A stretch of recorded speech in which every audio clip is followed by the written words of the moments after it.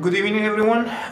My name is Sergio Valentini, and I work at YAN down in the city. And I'm here today as the chair of the YPC. I just want to introduce you to tonight's event. I'll be very brief. I wanted to thank you all for coming, and thanks to IIT for letting us have this event here.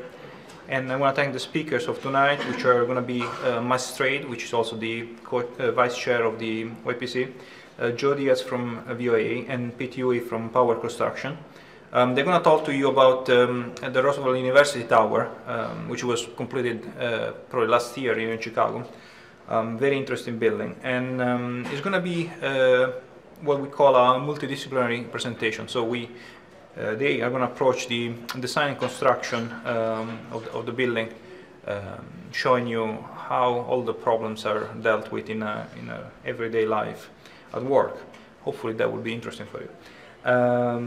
After that, we're going to have an open session, a workshop. You can come and talk to us about the presentation, about your studies, your projects, any question about the professional life, anything you really feel like. The main scope of these events is basically to connect the students with the professional world. I think this is it. I'm gonna leave the word to, I don't know, we're starting. The only thing I want to tell you, we have some sign-up sheets here. If you can just fill in your name and email, we'll keep you on our mailing list for future events. We organize many different things, like presentation like this, presentations on a larger scale, building tours, so it can be interesting to you. Thank you very much for coming, and enjoy this presentation. Thank you. Well, hello everybody. My name is Dietz with VOA Associates. I was a project architect for the Roosevelt project. We kind of refer to it as a few different names, like WTB. The Wabash Development Project was its original working name. Now the university kind of just refers to it as the Wabash Building. If any of you guys are willing to step up and give about $20 million, they'll call it whatever you want. But right now it's the Wabash Building. They're looking for donors. So the project team essentially consisted of, it was a pretty large project team, but the core players were Roosevelt University, which is the client. The John Buck Company was the developer manager and worked as kind of like the owner's rep for the beginning portion of it, putting the pro forma together and stuff. Jones Lang LaSalle came in as the owner's rep later in the program. Us, VOA, as the architect of record. Also, Johnson Lee was associate architect on the job. MKA, Matt's firm, was a structural engineer. Power Construction was a general contractor. And then there were tons of other consultants, probably at least 40. So we've been working with, or we as in VOA have been working with Roosevelt for some time. We actually were the local architect for the University Center, which was their premier dorm facility prior to the building of the Wabash Building. We worked with them in that. We got that completed in 2003. We've also sit on a lot of their boards, very active in their programs and for real estate and design, and aid in some of the classes that they offer there. So to kind of look at the building, we'll break it down architecturally at least, to kind of start focusing mostly on the site, and then kind of look at how the design response went into that. There's a lot of interesting facets that this building had as far as the site and existing conditions, building in a very tight area for a very limited amount of money in a very short amount of time. So going through some of those is pretty interesting. And then we'll branch into the structural implications and kind of go back and forth with some of the architectural challenges, and then Pete will take care of it, the construction aspect of it a little bit more at the end of the presentation. One of the big things that was one of the first challenges here is the university's program was about 430,000 square feet. And they wanted to put it on a site that was about 17,500. That's about the location of the site right there. It's just north of the auditorium. You'll see some more pictures of it here in a second. But the big thing was for us as a feasibility study is to prove that we could actually get a plan development that would allow the density that they needed to get their program in here. In order to do that, we actually produced PD 1144. It's essentially looping together the auditorium site, the 425 site, which you can see right there, that's the actual project site, and then they owned a small parcel of land on the south side of Congress. By putting those three things together, we're able to essentially take the building extra floor ratio area out of the auditorium building. The site the auditorium sits on is actually designated for a 16-story building, but the auditorium is about 8 to 10 stories average when you work it out. So we were able to take that density, put it into our site, and also contribute a considerable amount of area to the site to the south. So in this diagram, we see the blue is the auditorium, the red is the Wabash building site, and then the green is the fieldhouse site, which SCB has finished a 2-story fieldhouse, which is kind of just a placeholder for that site right now. But in their longer plan, the Wabash and Congress site, as shown here, could be developed into the 340,000 square foot tower if they needed to, which may happen someday, but it'll probably be a ways off because they're pretty well strapped after putting this building together. This is a really good good diagram explaining the location of the site and its adjacencies. It's right on Wabash Avenue. The elevated tracks in front of it, that played into a lot of roles as far as the curtain wall and some of the other design. The University Center, you can see the pink down there in the corner. This is kind of their campus now. They still use part of the University Center because as part of this project, they've seen an increase in enrollment very recently. So setbacks, fire separations. The building is relatively thin, if you've probably seen it. It's kind of like, oh, there you go. It's like that. It's a red box. So the building is really thin in the north-south dimension, and that's really part of it because of the site, and I won't dare scroll back because I don't know if we'll get back here, is only 100 feet wide. We have to set back the building in a couple of places so we don't have to provide fire-rated wall systems in all places, and allows us to have views and light and whatnot. So in this diagram you can see this is south, that would be north. This is the glass portion of the building. The concrete or the precast portion of the building is on the other side facing the north. The reason why we have the precast on the north is that red box is a rough estimation of the building that was proposed to be built there when we were planning this back in 07 and 08. The recession came, the building didn't happen, but it will eventually happen at some point. So we had to plan for that. And we also had to set back from the auditorium for the first few floors to meet the requirement there. And then as a result of that setback, we get kind of this narrow building. It's sort of like a piranha, when you're looking at it, it's really thin, but when it turns, it's really wide. So we, to deal with that, we had to build a pretty substantial core to just deal with the wind loading and whatnot. Here's an aerial shot from the CNA looking down. As you can see, the building's only 60 feet wide in the north-south direction, but about 170 feet long in the east-west. This required a pretty substantial core, and every meeting we'd have with Matt and his buddies, they'd come over and just tell us that core had to get bigger and bigger and bigger. And when we're focused with trying to get so much program into this building, it was really a constant trade-off. We need more structure, but we got to make this work.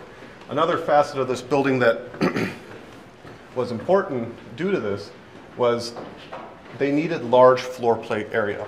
In the auditorium, which was originally designed as a hotel and then converted into the university, they have a lot of rooms that can hold 12, 15 people. They're very small. They were hotel rooms, and now they're classrooms.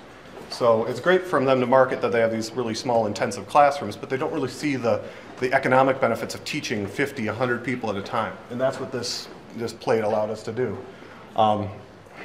To encompass the core, we actually did a series of outriggers, and we're reaching out. You can see the little blue X's there, and then the larger blue X is the main structural core, and kind of push the whole thing off to the north. One, because, as I mentioned earlier with the fire ratings and things of that sort, it's all service along the north wall and really no views involved. And two, it opened up this larger open bay system on the south side of the building. Some examples of this, as you can see here in the actual just image of the building, the structure core is shown just to the north, kind of the strong element, if you will, and then the glass box that kind of lives on its own to the south. As I mentioned before in some of the FAR stuff and how the planning worked, the auditorium is a National Historic Landmark, so nothing can be built there. And that's why we push our views out to the south. That's why the glass is on the south, because it works out with the fire ratings and many other things, but those views will always be there. They'll never get built in front of. And that's a really big thing when you're building on the street wall. The Michigan Avenue street wall that's why you'll see a lot of these towers come up, is because you can you can build this tower, get this pristine view, but you don't have to worry about the fact that in the future someone's going to build right in front of you and you can't market your property anymore. So examples of this offset core concept I was discussing earlier, inland steel building is a classic. There's another one from a gentleman from Russia that I'm not super familiar with, but I rest assured my principal uses it as an influence in the design. So another constraint that we had on the site was a fine art annex building. This is a 20-foot wide building that's 180 feet long that lives on the north side of the site. It was built in 1880. It was pretty nondescript. It was actually a boiler house for the fine arts building. So there was a tunnel that would go under the alley to run all the boiler pipe, and there was actually a little bridge that would connect the two. When the city went through and categorized all the important contributing landmarks buildings in the late 1990s, they classified this as an orange building because of its facade. Andrew Abori was an architect that was very prevalent in the city in the 20s, took off the old facade of the 1880 building and put this on. And it caused the city to say this is historically significant, we shouldn't get rid of it. So what we ended up doing, here's our first floor plan. You can see the overall scope of it. The auditorium's here, north is up. The grayed out area, that's the actual extent of that existing building. What we did is we maintained that little red box up there in the corner. Essentially built a structure in the sidewalk, held up the facade, dismantled the rest of the existing building, cleared the site, built our building, attached the facade back to our building, and then took the structure down. By far, it was the most expensive facade on the building. So here's an example of it, and then here's the new integrated version.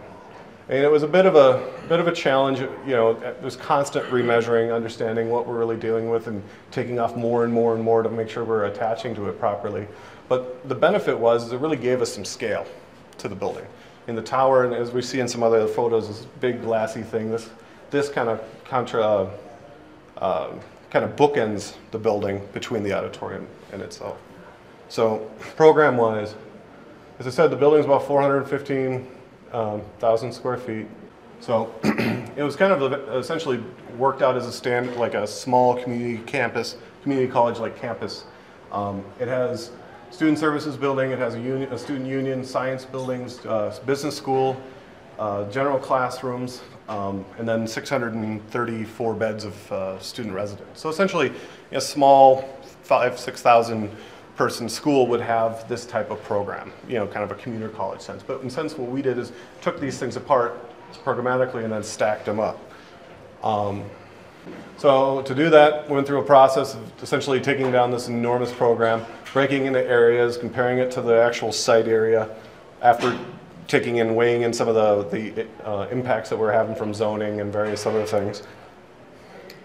And we assembled these things into groups that made logical sense to be on floor plates, essentially started looking at the elevator core as the street, if you will, that all these little morsels kind of hang out with. This was really helpful, this and the document before, in explaining what we're really getting at with the university. I mean, working with the university like this is interesting because there's so many users, and as much as they try to bring a head to this animal and have one person speak for them, they always are going back to their user groups and back and forth, and people leave and things change. So these were very good tools in helping us discuss what the program was and what we were trying to do for them. The programming was probably back and forth, probably about 2 months worth of time, and it kind of starts and stops to some degree. So here you go, this is the diagram that killed the computer. But essentially explains, we have the street, which is the spine, which you kind of saw in the architecture on the precast, and then all these little families living along it. Here you can see some examples of how we took these little bubble groups, if you will, and looked at different ways of stacking them. We played with ideas of, should the residential be closer to the bottom? Is there some benefit of getting something way up there? How do we want to segregate these groups for safety, which was in the end one of the biggest factors. They included some executive functions later in the game that we didn't anticipate, so we actually slipped another little node between the residential and the top of the academic. But this is pretty close to where we ended up. The student services on the first floor, student union on floors 3 through 5.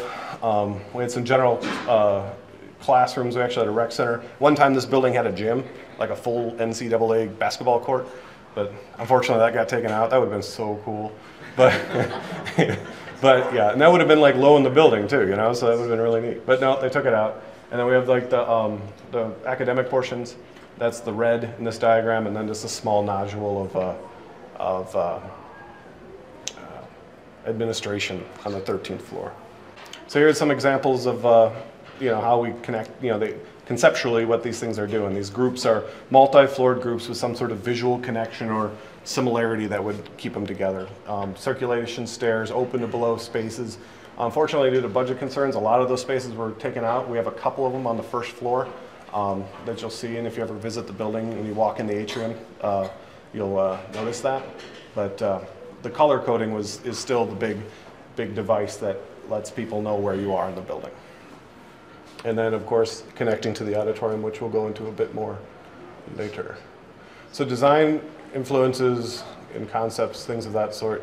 The building really focuses, you know, tries to emulate the core ideals of Roosevelt University. I don't know if you guys are very familiar with the university. I'd be honest with you, before this started, I really didn't know much about it.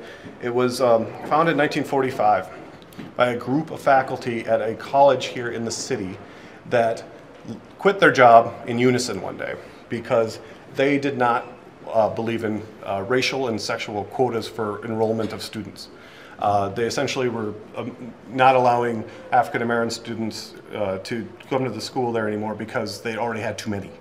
And they just couldn't take it, so them and the deans and a lot of the higher-ups just left. And they formed Roosevelt University. Marshall Field, some of the big industrialists of the day were willing to give some money.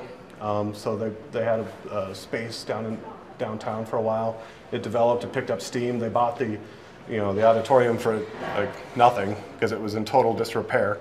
I mean, it was on the verge of being torn down in the 40s. It actually was a building that they used to house troops in before they went off to World War II. So the university took over that and they just built on that idea.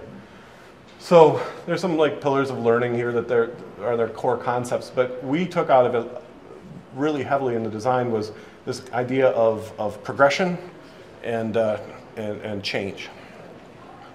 And as a kind of a way of visualizing that, we kind of embodied Konstantin Brunski's, I always say it wrong, but this endless column to show that there's a process, it starts and it keeps going. And it has a lot of metaphors and goes back to the auditorium. Also silhouettes, pattern, different drawings and whatnot. We took a big influence from them. In doing that, we started playing around with the concept that the endless column kind of gave us, is this change in form to show progression and a hierarchy as you go through it. There's a bunch of studies of, this is one page of 50, different forms and how can we tweak this thing to kind of get that idea and this change. And again, it was my principal's design prerogative too, to some degree. We also did it with the glass, and probably one of the most noticeable features of this building as you look at it on the Chicago skyline. It's textured for a couple of reasons. One, it starts at one color at the base and it progresses into something totally different as it gets to the top. But also, being that we have so many functions in this building, we have many different floor heights, and it hides the fact that there are so many different floor heights and makes the building look like an element rather than just very prescriptive, banded building. You talk about in your next slide about how random the pattern was, but didn't you guys also repeat that pattern over and over again? No. So it's not perceptible? It wasn't. We tried that. We really did. We tried mathematical things. We tried tons and tons of schemes, and honestly, it was just that kind of, here you go, approach that worked the best. It had to be just totally there's places where it does kind of repeat, and there's places where it does something totally different, but anything that tried to rationalize it, just your eye could just pull it right out of there, and you start to see like a badly mapped rendering almost, where you see the concrete pattern just repeat all the way up. So we ended up just going with a really random one. It was really kind of fun punch listing it, because you're arguing with the contractor about, that color's wrong. Well, how can you tell? I'm like, no, I went out there and counted every piece of glass, and that is wrong. So, But as you can see with the elevation, we have this progression. It actually does a couple other things. It helps, hide the floor lines. It also hides the fact that we have a lot of operables on the top of the building for the residential portion, and the darker glass hides the gasketing for that. And again, it makes this sort of beacon, this concept of change. I mean, you poor students coming into the school, you still do it every day as they enroll them. They start in one thing and they come, as all of us can speak to, when you get out of college, you're a totally different person. And that's just kind of that metaphor for that. Also, if you notice, the precast in the backside of the building is the darker color. It pulls reference to the auditorium as a dark granite base. It's a load-bearing building. It's kind of its structure. In the tower, it's the core, so it kind of plays back to that as well. Also, this concept of force perspective that Louis Sullivan did really well in his building. So there's just some shots of it. That's kind of see the juxtaposition of the two. It's nice that they fixed Congress before we took that photo. It really looked like crap before that. Big aspect, to the urban, just be part of the urban fabric. It makes a statement for the university. It's an advertisement. It helps them, define themselves. They're not just some small voice they're a little bit bigger voice in a large sea of voices of all the educational institutions down there. You can see here, the relationship of the tower to this beyond is very important. The comparative nature of the progression and perspective as the glass does it to the same thing as the facade below, or the auditorium, that is. Again, contributing to the urban landscape, the streetscape. So this is where we kind of step into structures land a little bit, but there's still some architectural aspects to it that are important, so I'm going to kind of fade in, and Matt's going to kind of step in a little bit more here. But yeah, I'm stealing your spot. This building sits on a site that was a site of two buildings prior. The Giles building, originally built back in the 1870s, it was actually predates the auditorium. So if you're ever walking down there, you can see where the auditorium was cut short to fit the Giles building. It was a furniture store, burnt down a couple of times, but they kept rebuilding it. In the 60s, it was torn down for the final time, and the Herman Crown was built there in its place. This is the original building. It's actually quite nice, right? You see the Fine Arts Annex just hanging out there. It's pictures from like the 30s. Problem with this is this building had foundations. The building that preceded it had foundations, and this is what we had to deal with to work around. Those are all caissons.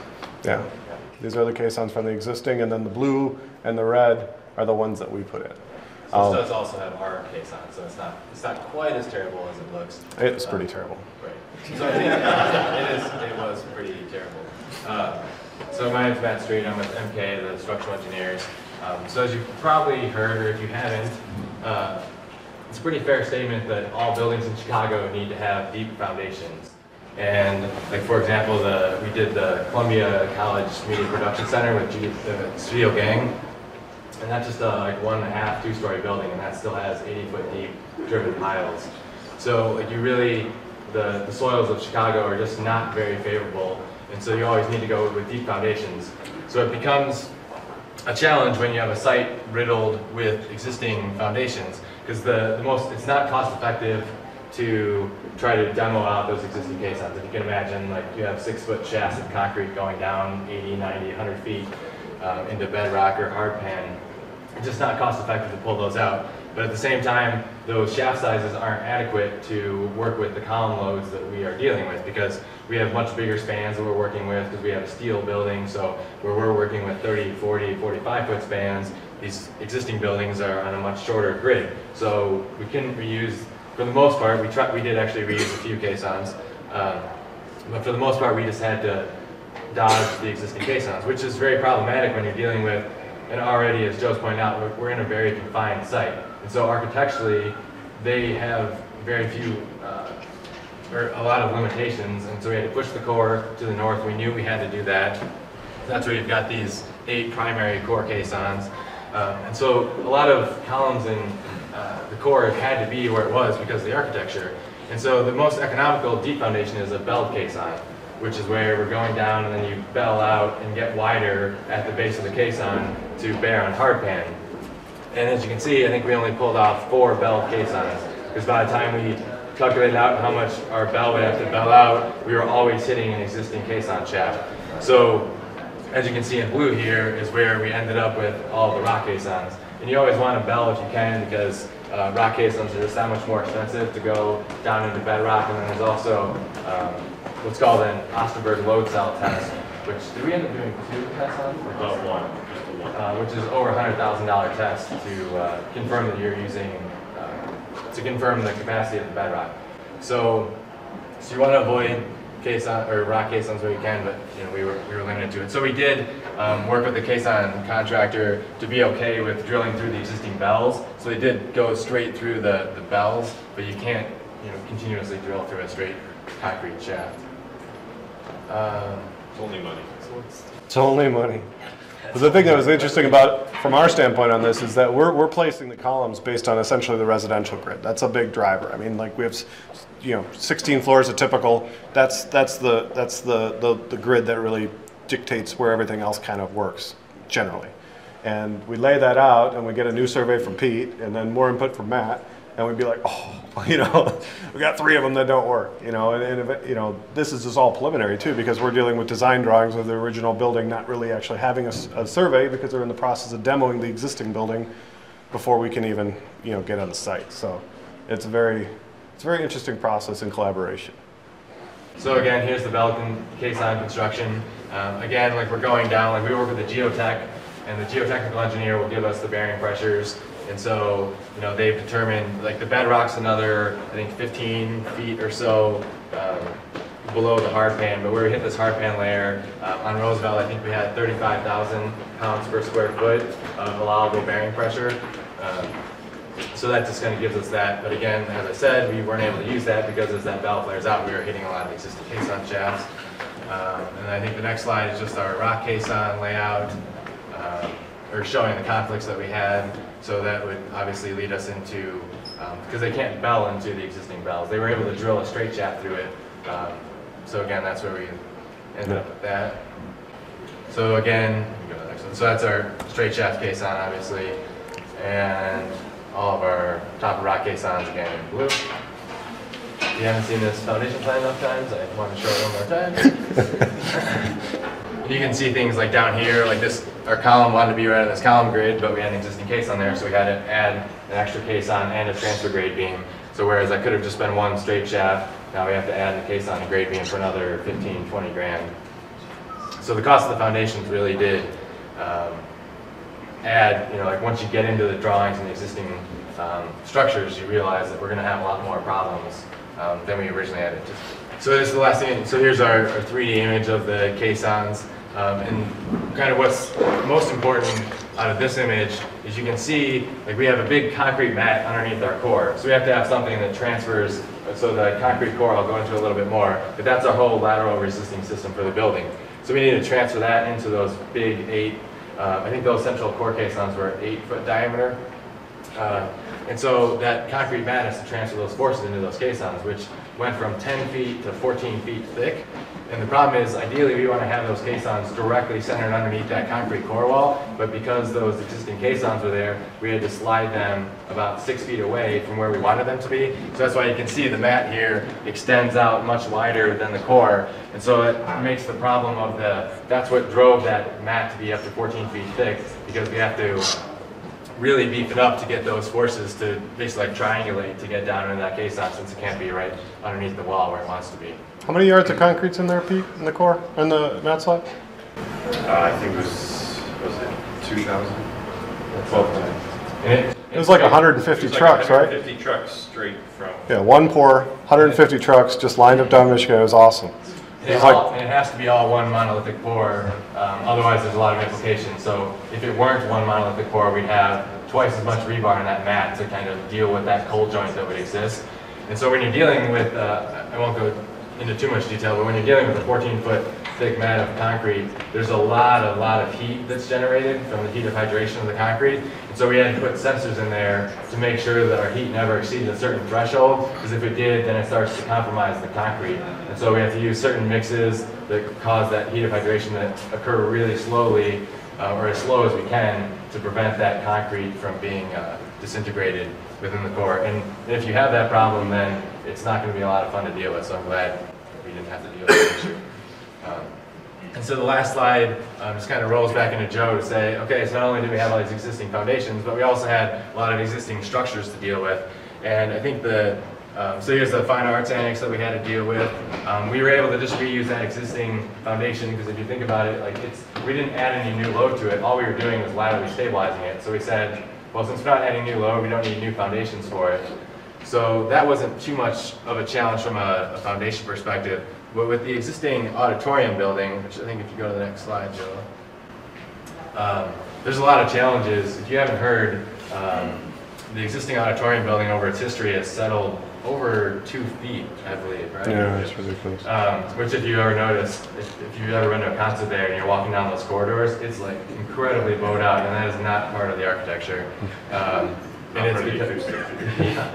And so we obviously knew that it's a very sensitive building. It hasn't really settled in something like 40 or 50 years, Yeah. I think. Well, the whole thing sits on wood piles. Right. And originally when it was designed, they say that there was a French drain that ran to Lake Michigan, so the piles were always kept wet from water from the lake. It's hard to believe now with the Metro Track and Lakeshore Drive and all that stuff between them that drain still exists. So they actually have a hole in the basement where there's a little thing that they stick down, and they check the water level like every other day to make sure that those piles are always so wet. Now, if they have to add water or anything, they really don't ever have to do anything, but they're always just checking it from an insurance standpoint to make sure that they don't have any more settlement. When we were in the process of building this was a huge issue. Every owners meeting, it was on the minutes to talk about and make sure that we weren't either one, shaking this building too much, or shaking the fine arts building, or one of the other old buildings that we're 10 feet away from, but also that we weren't just draining the basement out of the foundations dry.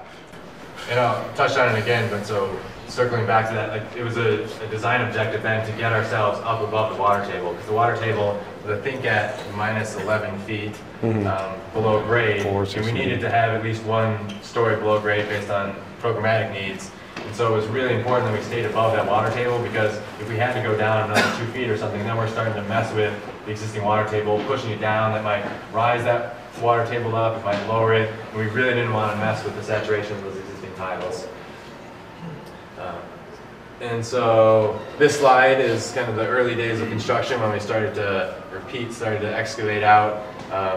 And really, I think the next slide is most telling about how we really tried to avoid this existing foundation. So we had all the issues with the water table and not wanting, or making sure that those timber piles are still kept wet, but at the same time, we had to avoid them, right? So our building wants to be up flush, or as tight as we can get to the existing auditorium building. So what we came up with was basically a hanging 3-story or 5 stories of the building are hanging 14 feet to the south, which was definitely an interesting erection challenge from a steel perspective. And they used temporary cables to hold everything in place that tie back, because the concrete core is already up several floors ahead of the steel. So these cables are basically zigzagging back as a truss to tie back to the concrete core. So, again, the last bit of architectural implications is connecting to the building of the auditorium. One of the first program, or one of the big program concerns from the university standpoint was to integrate this into the auditorium building. So they're able to essentially sell the campus as a place where you could go to class in your slippers, they say. The kids can live upstairs, they take the elevator downstairs. They could then meander through the perimeter of the auditorium as well as the classrooms in the tower. So real quick, auditorium, we have a big ring around the perimeter, and this is where the hotel actually lives. So there's windows on both sides. It's a double-loaded corridor. The theater's in the middle. What we essentially did was connect the building, the new tower, right through here on the 1st, 2nd, and 4th floor, as well as build a bridge here and hook into what was once old dressing rooms and connect it here. So we have a continuous loop all the way around the auditorium and through the tower on the second floor. We're dealing with like 4 different series of building heights, and, tons of existing conditions. It made it for a very interesting bout of coordination.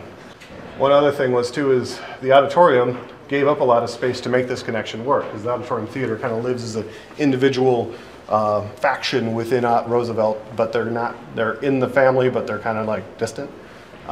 So they needed an elevator, because when Louis Sullivan built the theater, it didn't have an elevator in the theater proper. It has tons of elevators around the perimeter to handle the hotel, but you have to use the stairs if you want to get to any floor other than the first. So we actually cut a notch out of our building, and that's where that gray rectangle is with the red out around it, and built a 4-hour separation, put an elevator that only accesses the auditorium, but lives technically in our tower. So that was pretty interesting, because we had to assess existing conditions. Pete and I, how many days, how close are we? Yeah, it was a pretty thing. But if you ever go over there and you see a show, you'll see this little elevator in the corner, and it's kind of cool. They were very proud of it when they got it done. It was a big, big deal for them. So here you can kind of see with the blue arrows what we've had to do to connect. Like for instance, that one connection that I showed you that was going east, that's this bridge. It cantilevers off our building and then just sits right up to the auditorium, so it doesn't have to take any loads. In the northeast corner, or on the far side over there, that's the series of arrows that are all lined up. That's where the elevator connects through. And then the stair there is actually the device that we use to translate the heights between the tower to the auditorium areas. There's a lot of lifts, things of that sort, so we can actually make the connection work. And here's an example of the connection off the back end. Here's our bridge. This is actually the old organ room turned into a corridor, and it goes through a dressing room, through a wig room. I mean, it was just ridiculous. We cored through the walls, the exterior walls of the auditorium like 4 times to make it work. If you ever get a chance, just go up there to 2 and walk through it. It's pretty weird, but it works. It was just, it's taking something that was so never designed to be that and turning it into it, and dealing with tons of structural and settlement issues at the same time. But we got what we needed out of it as a continuous loop, so they're actually able to integrate the existing building to the new tower. And that's another connection where, again, we couldn't touch the existing building, so not only the foundations, but that bridge is just cantilevered out and hanging up. There is no physical connection other than an expansion joint. Yeah, it's totally separate. So we did have to really think through obviously the deflections of the bridge in place, but think about the erection sequencing so that when you put it in, that it drops down right where we thought it was going to be. Mm-hmm. So that took a lot of planning to coordinate as well. And then also finding all the existing conditions in this area, how we had to do it. We actually ended up having to span between the auditorium building and the fine arts building to hold this bridge up internally, because it's another bridge once it gets inside, which is just a whole other realm of existing conditions we worked through on that. And it stops right here, and then there's a bearing wall here, and essentially another bridge interior, because this space originally is like 40 feet tall, and we're just kind of like a tube going right through it. And then at this point there's actually another beam that's sitting on a column that kind of oddly sits forward and then literally just dowels right into the fine arts building. Once we get past that, we actually pick up existing floor lines that we were able to reutilize and make the connection work from that point on. But yeah, it's for what it is, it was a pretty technical little bout to get that all worked out. This is the bridge actually while it was being framed up. Just to do it some justice, so you don't think you can always just like tack on little cantilevers off the side of the building. We do have big horizontal trusses in the floor plates that drag those forces back. So if you think about that bridge hanging out, like it wants to fall out, so the bottom's pushing in and the top is pulling out. So we had to have diagonal trusses in the floor framing that drag that lateral force back to the core of the building. Yeah. So you see the little door right there. We had another, another general contractor for that portion. It was a totally separate permitted project that we were working on in unison while we were doing the CA for this tower too. So, and then you can see the enclosed openings. This is the corner of the building. Yeah. Well, this is the corner of the auditorium building that's facing north. You can still see like kind of that awkward edge where the stone stops and the brick starts today, because Landmarks wouldn't let us finish taking the stone around. They wanted to leave the historic, where it was, which is cool. It's just a little weird. So that's how that worked out. Steel structure is favorable because you need to have large ducts that are distributing around the building, and so you need that plenum anyways. So since you're going to have that depth, it's more effective and efficient to go with the steel system. But if you don't need that depth for your mechanical systems, then like the objective of an owner is always to keep a building as short as possible, because if you think about it, every vertical foot you go, your cladding is growing, every pipe is growing, every duct is growing, every column is growing. So there's a lot of premium to go up. So you always want to keep things as flat as possible, which is why you always go with concrete for a residential building, which we have on the top half of this building. But the longer spans down at the classroom levels, and like Joe said, we originally had a basketball court, so we were going to have large transfer trusses. So those kind of large spans don't work with a concrete system, or they're just very inefficient with concrete. So it made sense for steel to be at the bottom. So we did a pricing exercise with the contractor to say, does it make sense to do a transition to build steel where we want steel, and then have a transfer mat, and then go concrete up from there? And it just turned out to not be cost effective, taking into account all those factors of the added skin and the height of the building. It just made sense to go with a steel structure all around, which in the end is favorable in that you do get that greater flexibility. You have much greater span capabilities with steel construction as well. So we did go with just a traditional composite building with a concrete core and then slab on metal deck supported on steel framing all the way up through the height of the building, with different thicknesses based on, like the concrete slab thicknesses vary based on acoustic requirements and fire rating requirements for all the different program spaces of the building. So then kind of as we touched on a little bit, at the base of the building, the objective was to really stay out of the water table as much as possible. So our original design, once we said we were going through with steel, well, we designed the whole building with steel, and then we started to realize that we were down at about minus 13.5 CCD, whereas the water table was at minus 11. So we were 2.5 feet down into the water table. So we said, well, we can save a lot of depth if we go with a concrete system, but our column spacing doesn't really work with a concrete system, because concrete can't span 40 feet without being incredibly deep. And so this is where we did engage some of the existing caissons. These little bits of red you see here are the columns below that are just little one-story columns that we did land on existing caissons, which was kind of a little bit of a minor, well, they have to build the caisson where they have to build the column where the existing caisson is. So architecturally they kind of had to play with that plus or minus foot where we didn't know exactly where that caisson was going to end up. So by going to a flat plate at the ground level, that let us pull up our basement by 2.5 feet.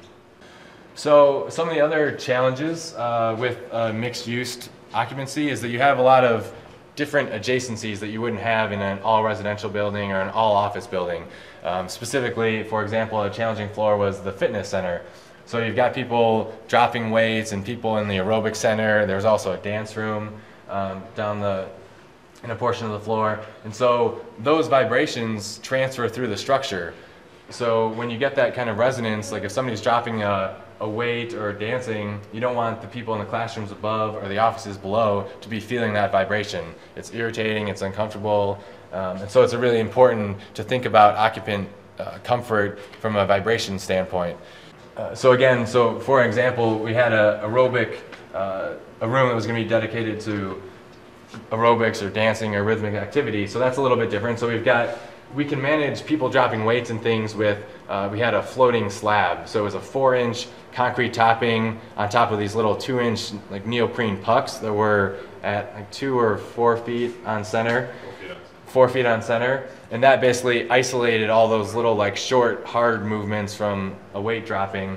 And so that worked for all this space. But then when you've got people dancing up and down, listening to music, that rhythmic movement kind of resonates differently than that hard, fast drop. And so the floating slab doesn't do us any favors here. So in a scenario like this, we have to get into a more intricate vibration analysis. So we build a finite element model, and we basically put forcing frequencies in based on like what different, like the ranges of movements from people. Like there's basically like studies that say like these are appropriate frequency ranges to cover, and so we push on our slab up and down, and then we see how does that translate. So here, like, so this is kind of a plot of how big the accelerations are. So here where it's deep purple, like we got a lot of accelerations. However, that's where the people are dancing. So it's okay if they see more excitation because they're not going to feel it because they're the ones doing it.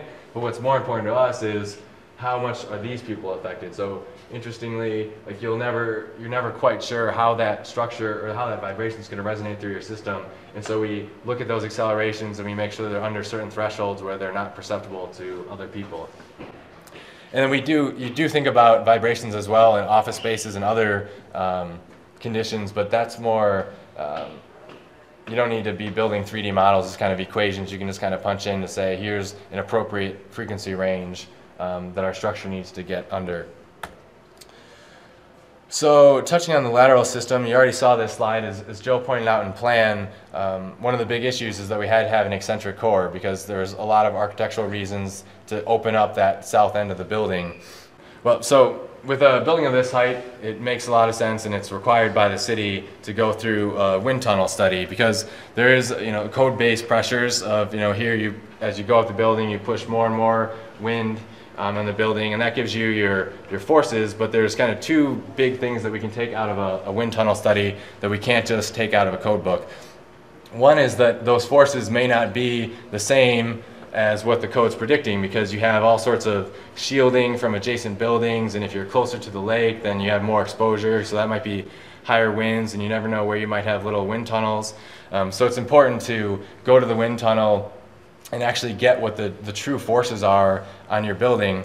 And then the other key thing that we take out of wind tunnel studies is what are the actual accelerations that the building is going to see, because we'll build our analytical model based on the code values, and we'll kind of modify those a little bit from what we think our experience will show, how we should modify those, because what we think we're going to get from the wind tunnel.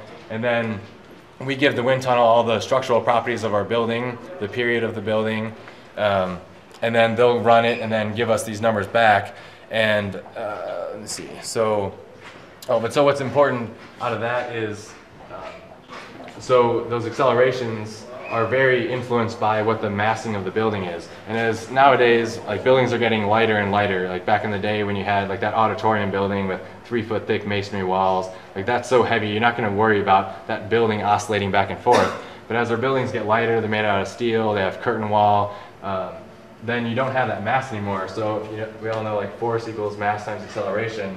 So if you're looking at acceleration, force over mass, well, our mass keeps going down and down as our buildings are getting lighter and more glass. So our accelerations are going up. So it's really important to get those under control. So this is where we go to the wind tunnel. There's really only like 3 major wind tunnels that you can go to. 2 of them are in Canada and 1 of them is in Colorado. And they're basically called like a boundary layer wind tunnel where they build, I don't know exactly what the radius of the model is. I think it's something like a quarter mile. Well, you can basically see, so it happens to be, like this would be all buildings, but that happens to be Millennium Park out there to the east of the site. But then they also put, so the boundary layer is all those little cubes leading up from the wind, the fan at the back, and that kind of gets things rippling to represent, to kind of get the air a little bit in turbulence like it would be going through the building, and then you get that true effect of all the local buildings and the shedding off of other buildings. That there's really no way, people are trying to do computational models of fluid dynamics to like find ways to do this without going to wind tunnels, and they're still really struggling to get those equations to accurately represent what we're finding out in wind tunnels.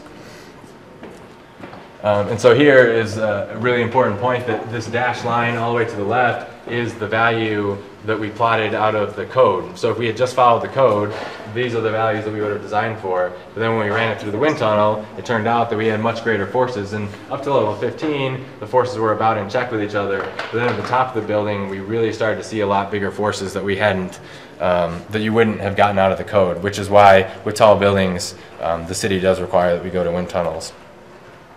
So this goes back to that acceleration. There's really 2 components of building movement. There's velocity and accelerations. So velocity is something you can see, right? So when the building's moving and you see that chandelier moving back and forth, like that's related to the velocity. Or if you're looking out your window and you see the building next to you is moving, like that's a velocity issue that we want to control. But what really drives the design and requires us to get more and more stiff in our buildings is the acceleration. Like how much can you feel that motion? And so that's where there's standardized criteria of, you know, what is perceptible and what's acceptable. And so there's basically like 10-year, so like on a 10-year storm that we might only see every 10 years, the threshold's okay to be a little bit higher because people know that, okay, this is a really big storm, it's acceptable that it's kind of moving a little bit. But on that 1-year storm that you're going to see more regularly, like you don't want your occupants to be uncomfortable on a regular basis.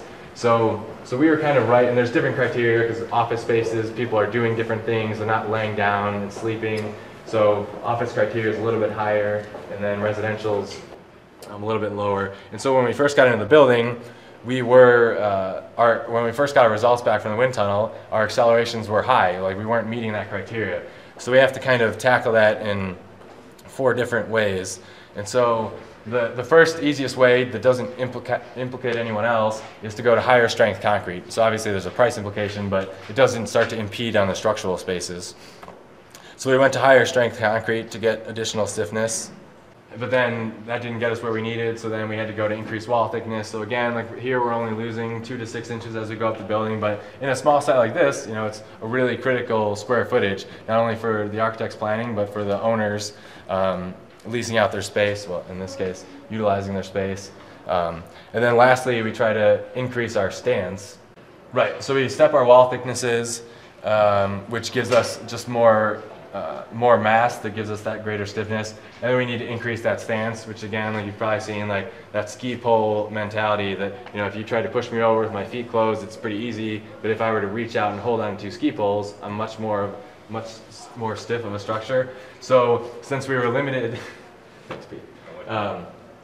So since our core was already, like we started with a height to width ratio of like 15 to 1, and ideally we want to be more around 10 to 1.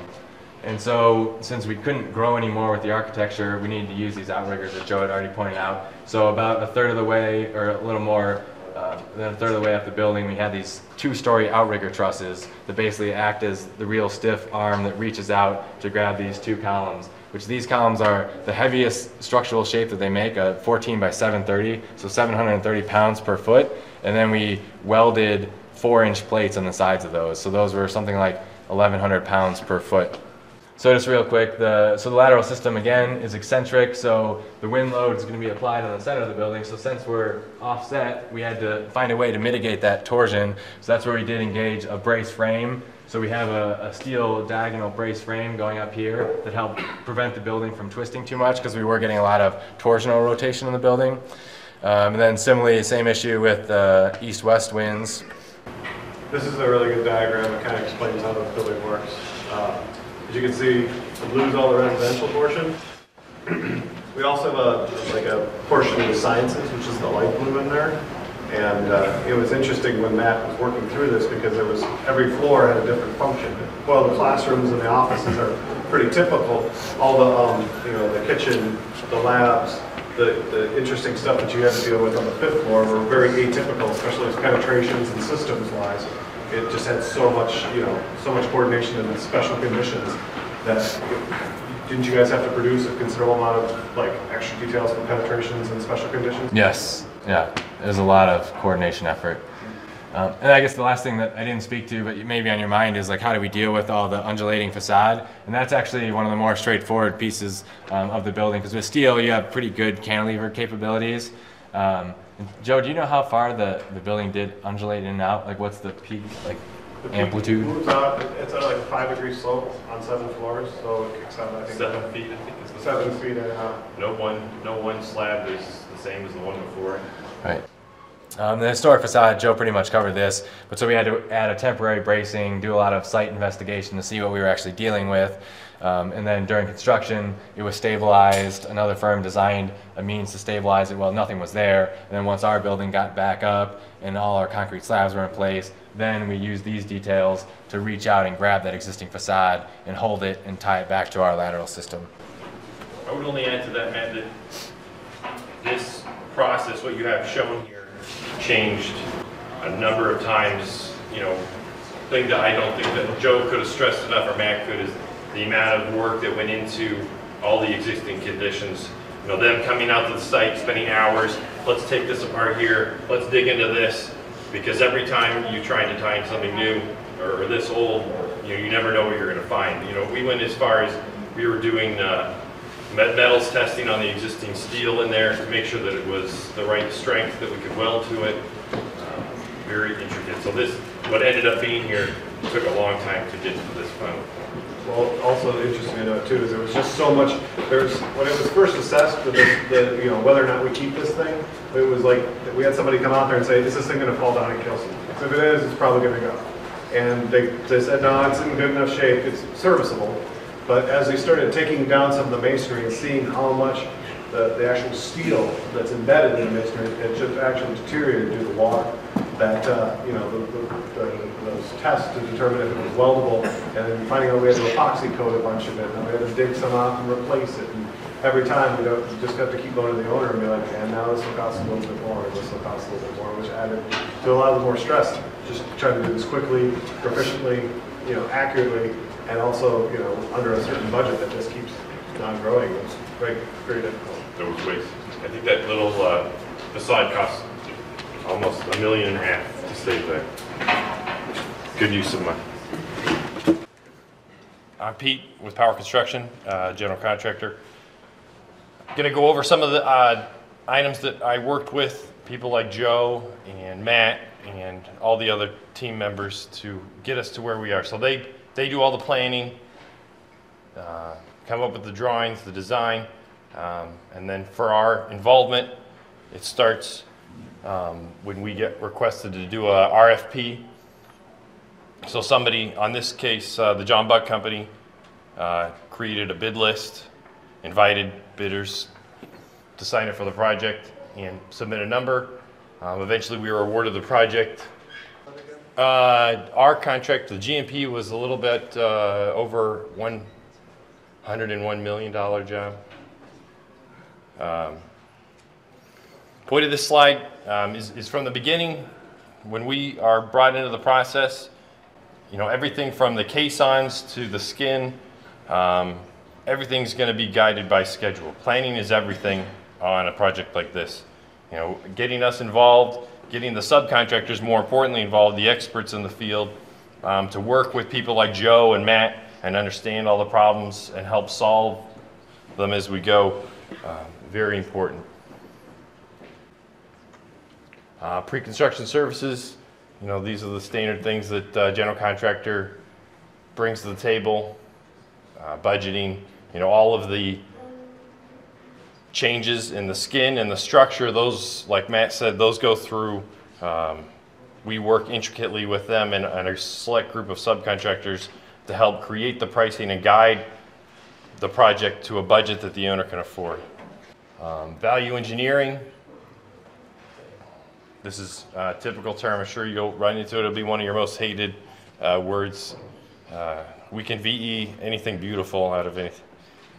So we go through a VE process, and on this job I think we did end up doing a really good job of keeping a lot of, I know that there's some that we gave up early on with the basketball court or the some of the glass handrails and the atriums, but for the most part I think that aesthetically, with the final product, I think you held to the guns, and we kept, I know that Roosevelt was very involved with Chris and in tune with maintaining the architecture of the building, which was a good thing to see. They really leaned on us to make the call for them. Like a lot of it would be, they weren't really stuck on a lot of, they could have been pretty much VE'd in anything, really. They were very open to it. They needed the building built, and they needed it to look a certain way, but all the little minutia, really was left out. Yeah, I mean, it would have been a lot cheaper to go with a straight skin up and down the building. That would have been VE number one. It would have looked like every other building in the city, but the Roosevelt held to their guns, and it was a cool project to be involved with from that aspect, definitely different. But the VE process, going through, trying to find the most cost-effective solution to any number of problems, pretty standard. Quality.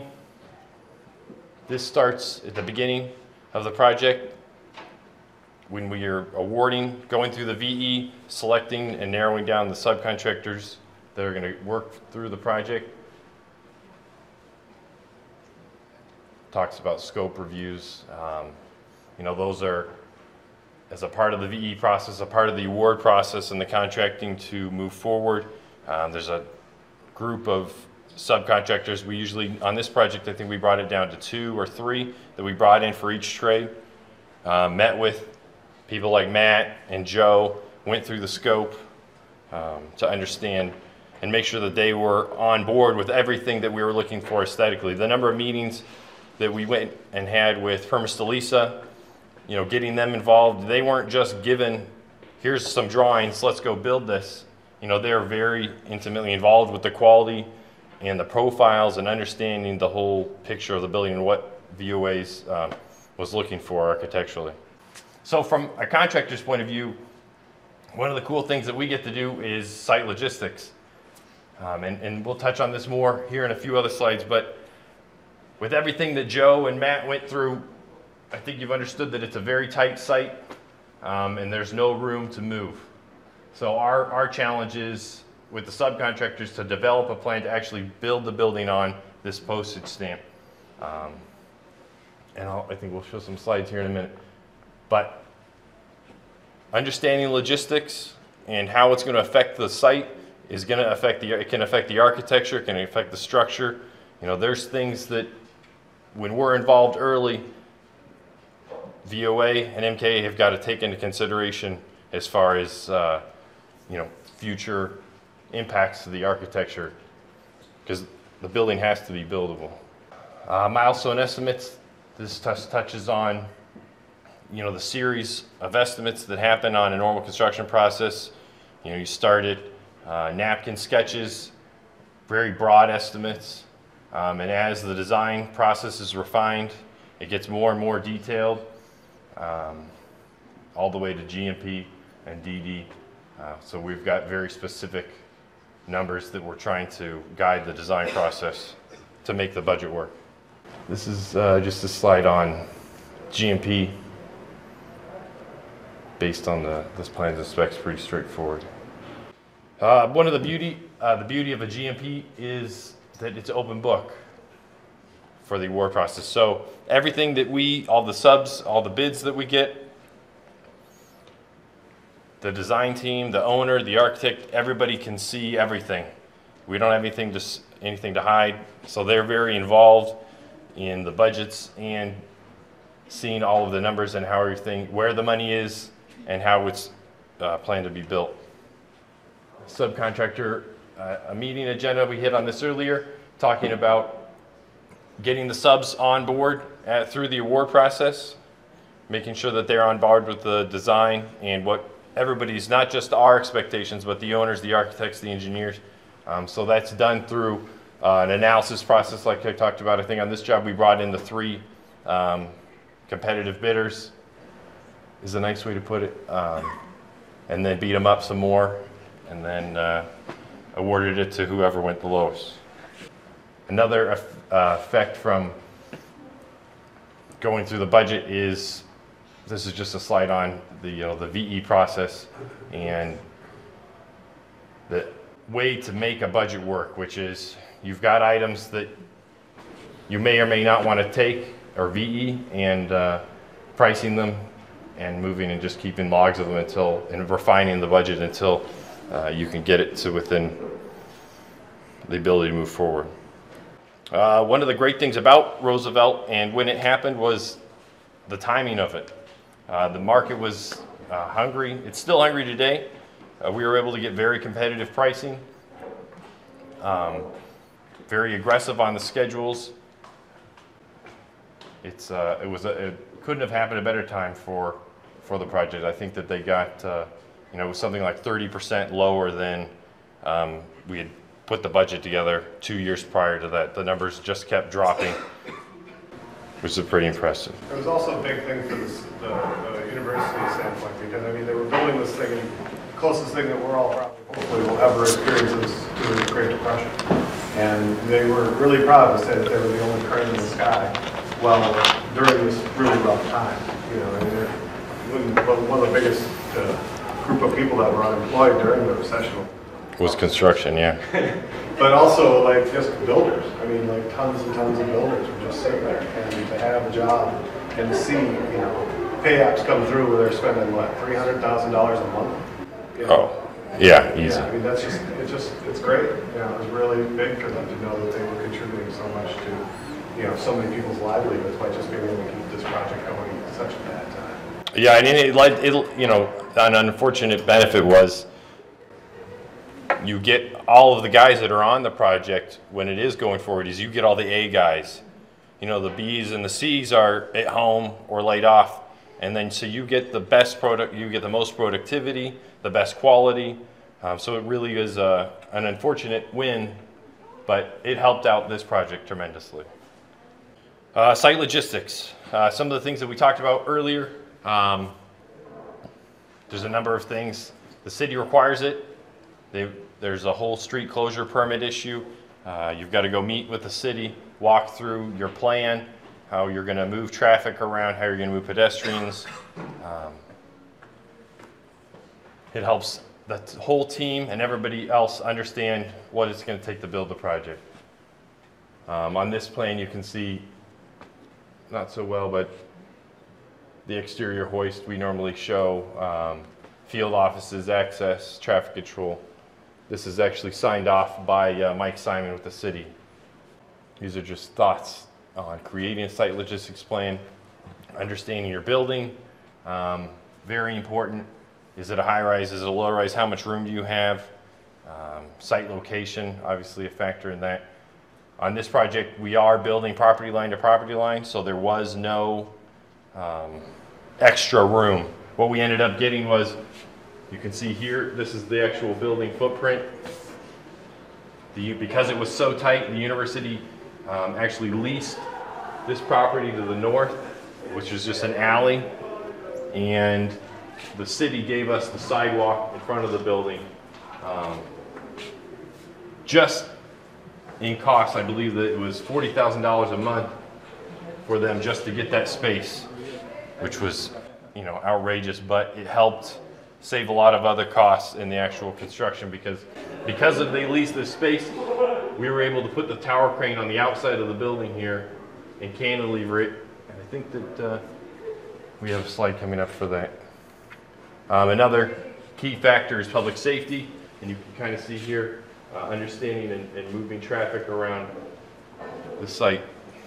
This is the superintendent's little cartoons of the site logistics, and it helped understand, you know, how we were going to actually build the building. It, you know, from the beginning of the top left shows where the caisson rigs are going to sit and how many can fit on the site.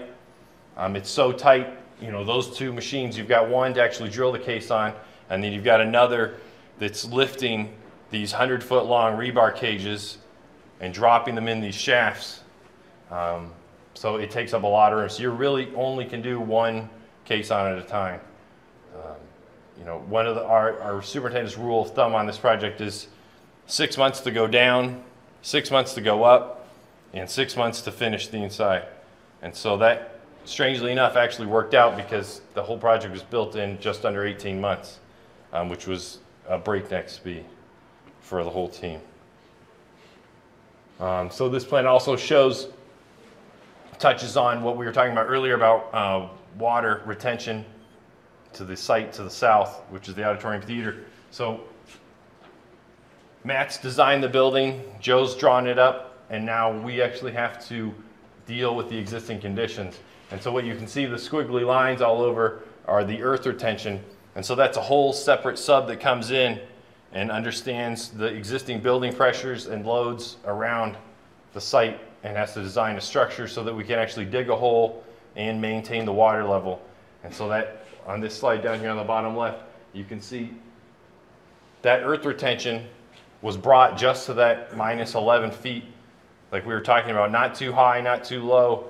But what it did was, when we were drilling caissons, you know, 100 feet deep all through here, is it kept this water from leaking to the south and draining into the water, I'm sorry, draining from underneath the auditorium theater into our caissons, which was a huge risk. This is one of the BIM models that we did, Building Information Management. We do these on a lot of projects these days. I'm sure you guys have seen this. Drew the foundation of the earth retention system in 3D to understand how everything tied together. Those two white beams there, because of how tight the site was, one of the things, the solutions we came up with for the project was to put the crane on the outside of the building and cantilever it off of those, I think those are 6 foot tall I-beams. And it sat just about, we were gonna put it about 15 feet off the ground so that you could drive a truck underneath it, because there was that drive lane there, but it didn't end up being enough room. So it's just sat about 3 or 4 feet off the ground. And those beams actually penetrated the core wall, and you can see going down off the end of the beams that they tied down to that 14-foot thick mat for the caisson cap. More considerations for a site plan: utilities, site, soil conditions, water management, access.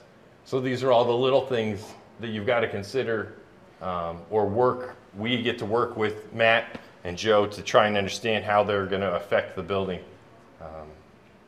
On this type of a site, it plays a role, but on your average mall, they're more my problems than their problems.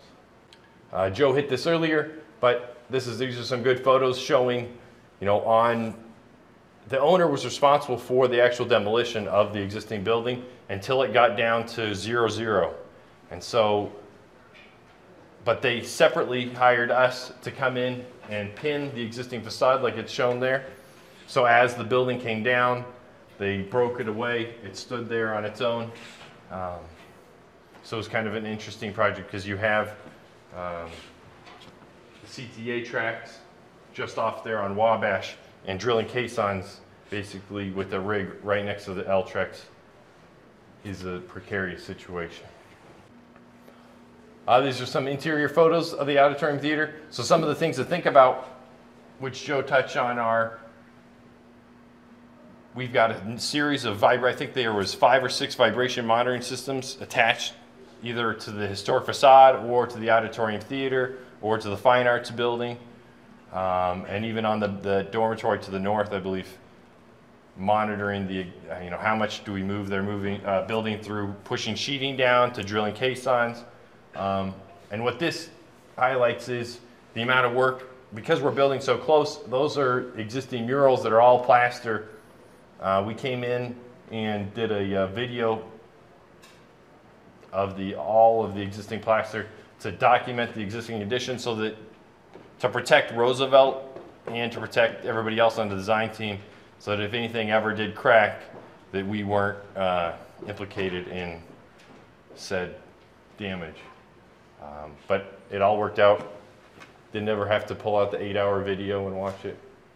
Something that was interesting about the demolition was because the schedule was so tight, 18 months, as they were demoing the building, we volunteered and said, hey, you know what, while you're demoing, why don't you let us get into the basement and we'll sneak down there and start doing our pre-trenching for our sheeting, and we'll do we'll do some selective potholing, and we actually ended up running all of the underground conduit for the mechanical and electrical feeders into the basement before they even got to here. So this was really they were probably on the 5th floor still, and we had completed all of our work in the basement. So that by the time because the owner turned over the demolition to us at this point, that we were able to demo that stuff and not have to go back down into the ground. Some of the things that we ran into, another what nobody mentioned is in the alley there was an existing grease basin, which gave us a number of headaches, and we had to design around because I think it went through one of the, it affected one of the caissons, right, Mac? And then we had a little bit of an accident over in the southeast corner. This is there was 2 or 3 meetings we met and talked about, in this alley here, there was an existing ComEd vault room. And we talked about, where to move that caisson and trying to dance it around, and if we could transfer the load, and not wanting to spend another 50 grand on a beam to transfer it. So the caisson ended up staying where it was, and we ended up drilling the caisson and there was an existing vault, like I was saying, and it went through and collapsed the existing wall, which is basically a rubble wall, onto live gear, which was unfortunate, but that was a $100,000 mistake. Happened on a Saturday. Yeah, so we had to, on something like that, we had to come in, make sure the gear was safe, pay another contractor that's certified to work with ComEd to work on off hours, and basically turned the electricians into masons because you were working on live gear, and rebuild that wall. I think we worked for 3 nights straight, never dark shifts because it was in the middle of the summer, so there was a lot of load for the cooling equipment. Aerial view, some of the historic facade. This is of the existing apartment building to the north. Just shows some of the constraints, as we're building this building, just there on the south side of the page. You've got the L tracks to worry about, and all of the public that has no idea of what's going on around them. So making sure that, you direct them away. I think this side does a good job of showing, of that street view. So we've got a site fence, like you've seen in a couple slides. And what you have is a public, and especially with the university, for all the kids, especially with the iPads and iPhones and portable music players, nobody really pays any attention to what's really going on around them. They're just walking around.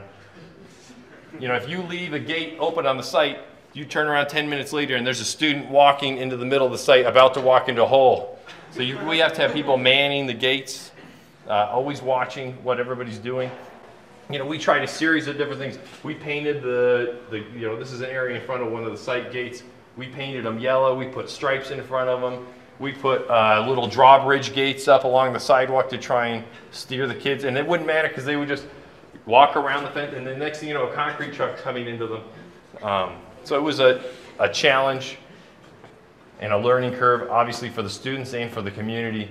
But it is a big risk. I think the best solution ended up being having people man at the gates to watch them whenever anything was going in and out. Just another view of the existing conditions. I already hit on all the things that it's next to. Some of the things we obviously had to think about were, city of Chicago work hours, noise levels. Fortunately, in that area, you're allowed to start work at 8 a.m.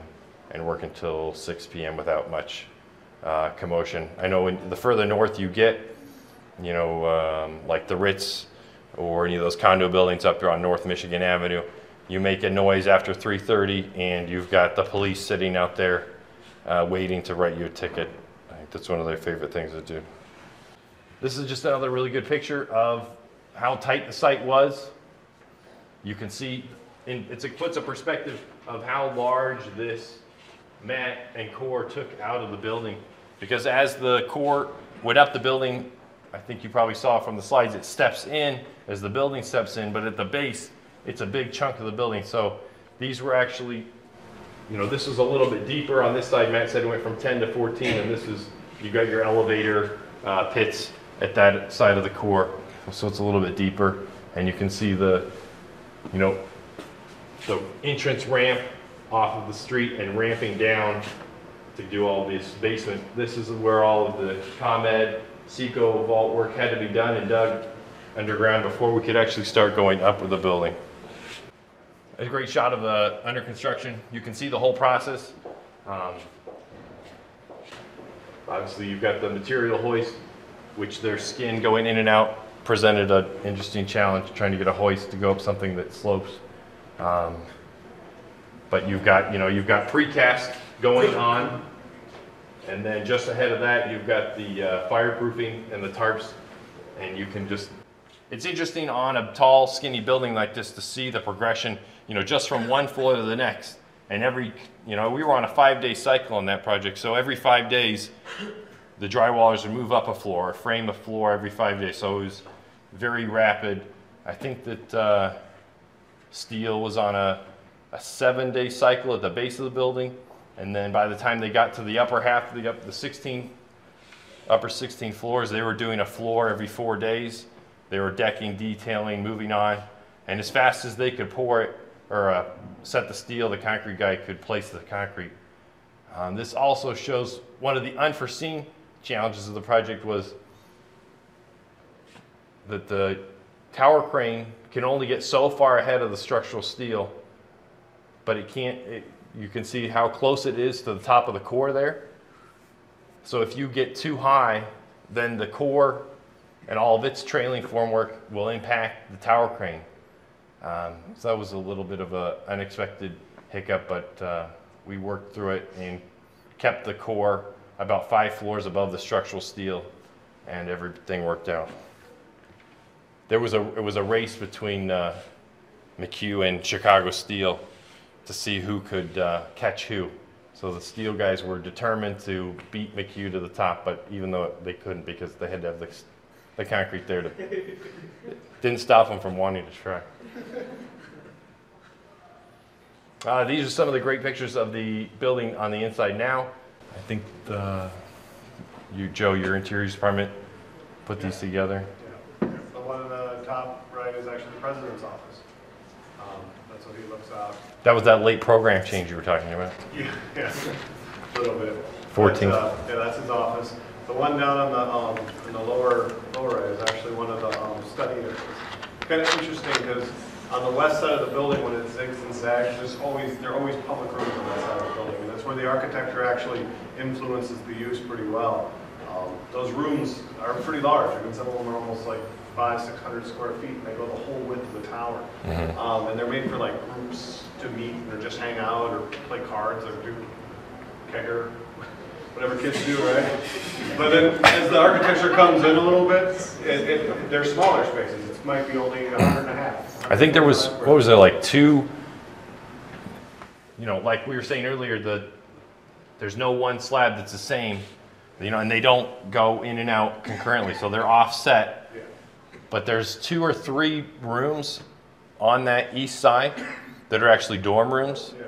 And they've got to be the best single person, because they're all singles, they've got to be like the best single dorm room. I don't know what, I tried to get a room there, but. Yeah. No, but long and short is there's some bigger spaces for people to meet and get out of their rooms. I mean, the sleeping rooms are not big. They're like a standard single is like 12 by 8, and a double is like 15 by 20. And the point of that was they were there to sleep, almost like a hostel. And then the school wanted to get people out of their rooms, so there's no food upstairs. You have to go downstairs to get food or walk around the loop and find some food somewhere. Or hang out in these study areas. So the smaller ones work really nice if you want something a little more private function, if you're just studying maybe. But if you are going to have the kegger, you go to the larger one, where you can fit more of your friends and lay down if you have to. Yeah, it was a big functioning aspect or a programmatic element that kind of worked its way into the concept. And then also, you know, kind of works in that concept of neighborhoods that I was talking about, where it's an urban, you know, like a campus that's just stacked on top of each other. This is just that public hangout space. You'd expect to see it, but they wouldn't. That photo on the left, it points out something that I think is cool, and that is that, has anybody ever walked by and seen all the davit arms up on the top of the building just hanging out? Those are for the facade maintenance, for the cleaning of it. So this building has, what the point I was getting at earlier is once you get above 500 feet, then the city requires you to have a roof machine.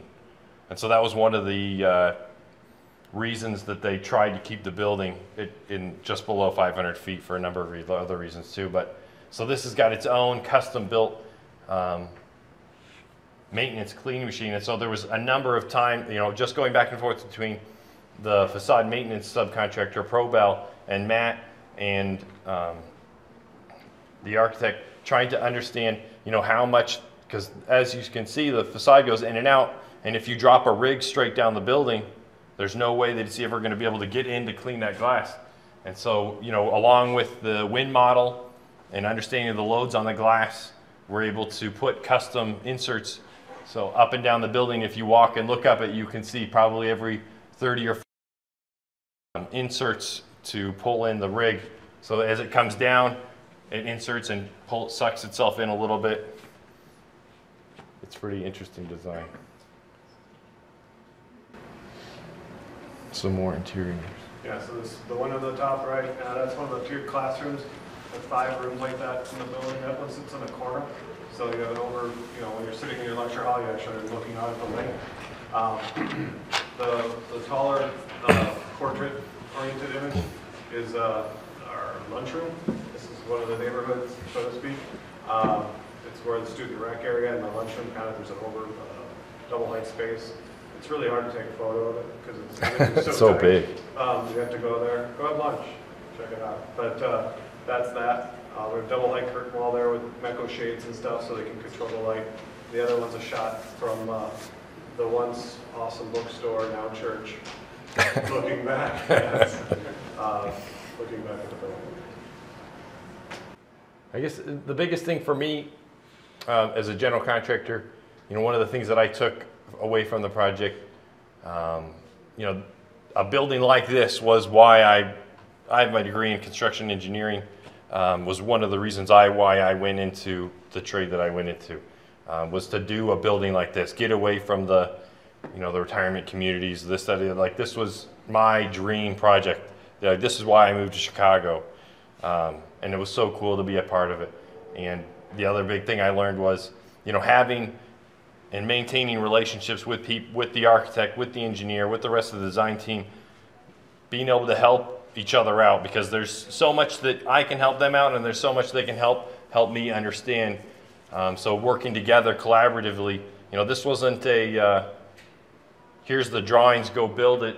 If you didn't catch that, it was a, you know, a collaborative process for 4 or 5 years with the general contractor involved, just massaging every little piece of it to make it work for the university. And it's one thing in school, like when you're learning how to do this, and you know, the thing they tell you is, you know, how are you going to clean the glass? How are you going to clean the glass?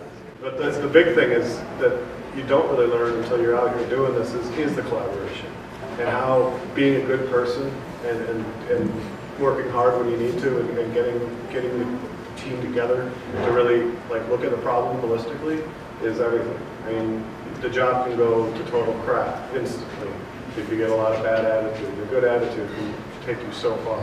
I'm gonna miss things, and Joe's gonna miss something, and if we work together, I can't imagine, you know, like the number of times I'll do this, we can work this out. It's countless. It's definitely a collaborative process, especially on something this complicated. A lot of nights at Miller's Pub, that'll help.